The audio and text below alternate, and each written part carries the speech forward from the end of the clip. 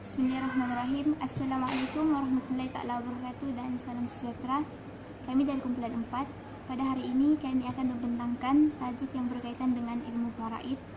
Saya Nuralinah binti Berjakat, pemegang nomor kad matriks DI 19297. Oke, kita mulakan dengan faraid. Maksudnya dari segi bahasa dan istilah. Dari segi bahasa, faraid bermaksud ketetapan ataupun kadar. Seterusnya dari segi istilah, faraid ialah pembagian harta pusaka selepas kematian seseorang Islam yang telah ditetapkan di bawah hukum syara ke atas waris-waris yang sah dan layak. Seterusnya yang kedua,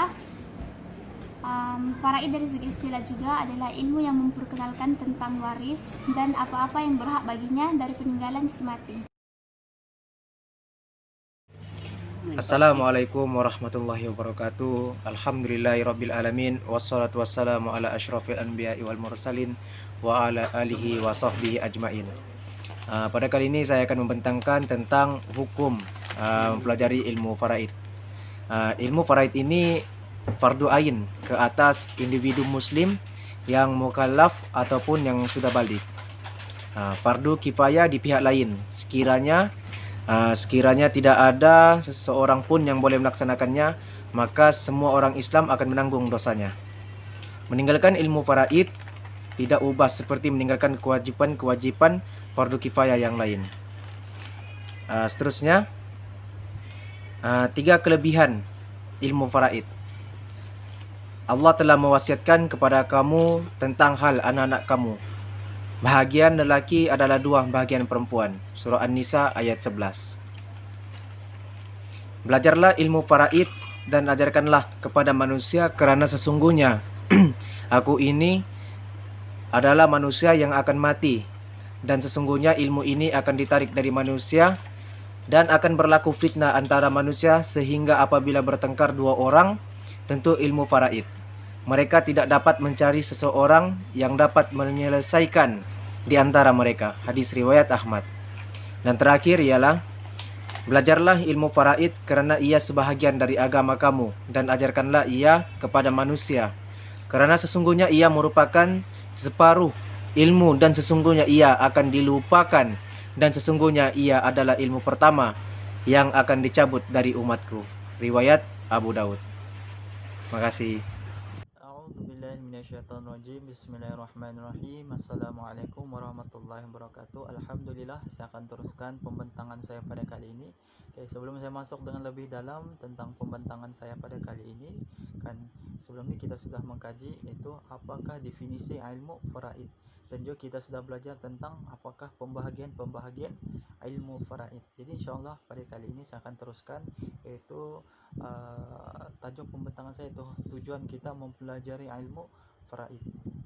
Yang pertamanya ialah menunjukkan keistimewaan dan keadilan dalam sistem perundangan Islam, di samping membezakan dengan perundangan sivil, kan dimana kita seperti kita tahu perundangan Islam ini datangnya diwahyukan daripada Allah Subhanahu Wa Taala, kan dimana kesemua peraturan yang diturunkan lengkap dari segi perkahwinannya, dari segi pembagian ilmu faraidnya, dari segi zakatnya, dan semua peraturan yang diturunkan sudah lengkap dan sangat-sangat istimewa, yang telah diturunkan sejak 1400 tahun dahulu sehingga hari ini masih digunakan pakai. Jadi sangat-sangat istimewa perundangan Islam, yang perlu kita sebagai umat Islam menuruti segala apa yang telah ditetapkan, berbanding dengan perundangan sivil, di mana perundangan sivil ini dicipta oleh manusia semata-mata, di mana sangat terbatas dari segi cara penggunaannya, dari segi pelaksananya sangat terhad, tidak dapat dibandingkan dengan perundangan Islam yang sangat relevan sehingga hari ini. Yang keduanya ialah mengetahui kesempurnaan hukum-hukum Islam, kan seperti kita tahu bila mana kita sudah mempelajari ilmu faraid ini, bila berlaku sesuatu kematian kan kita diwajibkan untuk melakukan ilmu faraid ini, kerana bila mana kita tidak melaksanakan hukum-hukum ini, sudah pastinya kita akan berdosa, dan di akhirat kelak kita akan dikenakan siksa dan azab yang sangat pedih. Jadi sangat penting kita sebagai umat Islam mengetahui hukum-hukum sebenar ilmu faraid ini. Yang ketiganya ialah mengetahui bagaimana pembahagian setiap pewaris daripada harta peninggalan si mati. Jadi bila kita belajar ilmu faraid ini, sudah pasti kita tahu pembahagian bagi setiap individu atau waris yang ditinggalkan, dari segi ibunya, dari segi mungkin anak-anaknya, kan kita akan lebih tahu bila kita mempelajari ilmu faraid ini dengan lebih mendalam, siapa yang berhak dapat banyak, siapa yang berhak dapat sikit.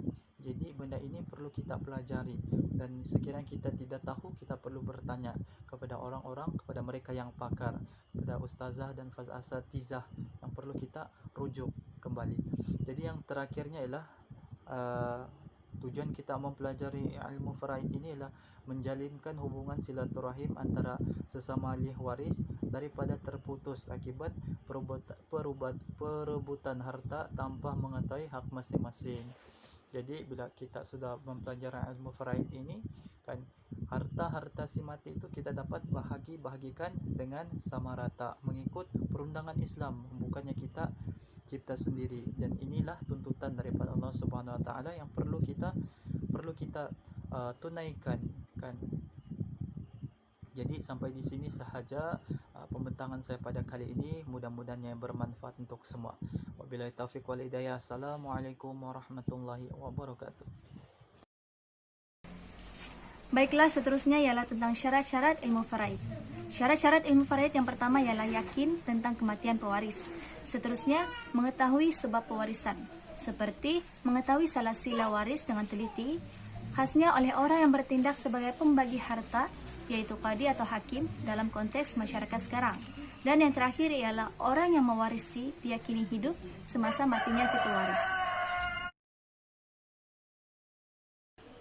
Seterusnya, perkara yang bersangkut paut dengan harta pusaka, dia ada banyak sebenarnya, tapi pada hari ini kami akan cakap 5 sahaja. Yang pertama, hendaklah diselesaikan segala perkara yang bersangkutan dengan harta pusaka seperti zakat. Lepas itu yang kedua, keperluan untuk mengurus mayat seperti kain kafan, upah mandi, dan mengebumikan itu harus diselesaikan. Seterusnya yang ketiga, hutang yang ditanggung oleh si mati, sama ada hutang dengan manusia, yaitu hutang duit, ataupun hutang dengan Allah Subhanahu wa taala seperti haji. Seterusnya yang keempat, wasiat si mati tidak melebihi 1/3 dari harta peninggalannya. Dan yang terakhir, pembahagian harta pusaka kepada ahli waris hendaklah mengikut faraid yang telah